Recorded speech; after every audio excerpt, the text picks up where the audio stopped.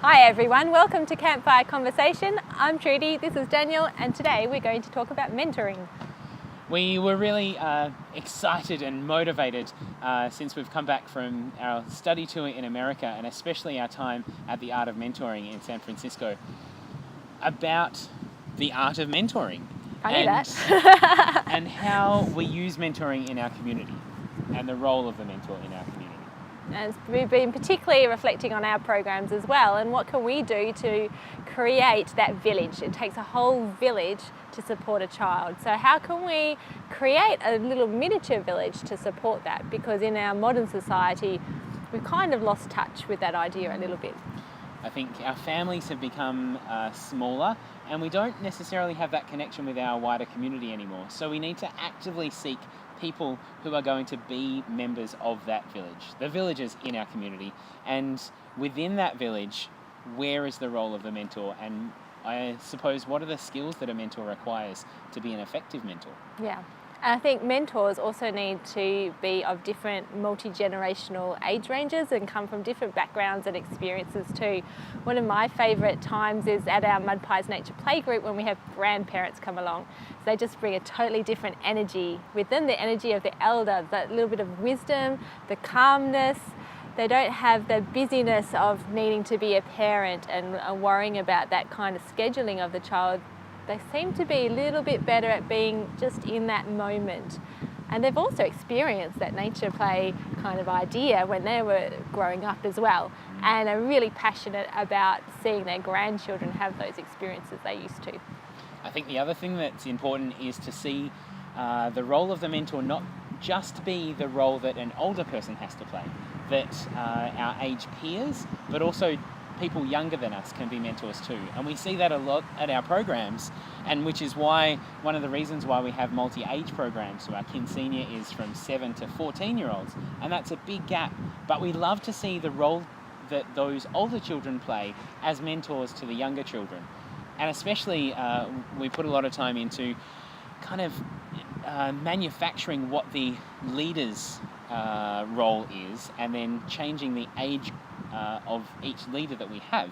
So our staff that we employ, we're very conscious of having teenagers, staff in their 20s, their 30s and their 40s. So we've got 4 generations really within our very tiny staff, and how that can support that village feel in our programs.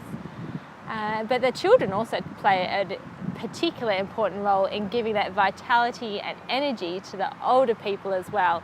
And so that's that kind of upward mentoring and that inspiration that comes to us and the older kids that come along too. So that I as an adult can be mentored by a 2, 3, 4, 5, 6, 7, any age group. Yeah, I learn lots from kids. Absolutely.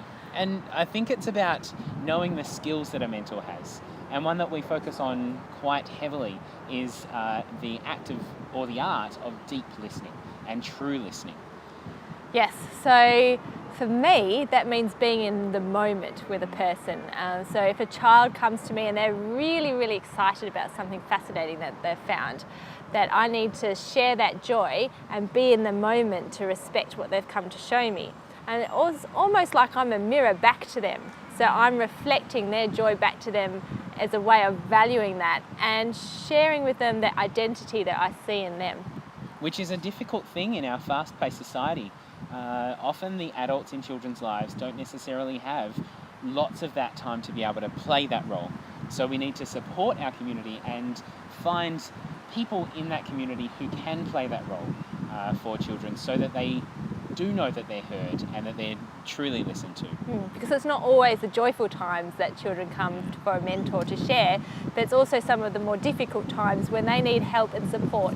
And it might not be direct help, it might not be them wanting you to do something for them, but it might be about holding space. So listening to their issue, and then just gently suggesting ways that they could overcome it, and then holding space for them to then perhaps discuss with a group of peers what's going on, so that they feel supported and safe and have equal power within the group. Or sometimes not actually acting at all. It's just about actually listening, and so the child has a feeling that they have been heard. Yes, and this is really important to us in everything we do. Absolutely. and why So- we're mentors. So we hope this short video maybe gives you an opportunity to reflect on the mentors in your life and the role that you play, hopefully in mentoring others in your community and your village. And we'll see you next time.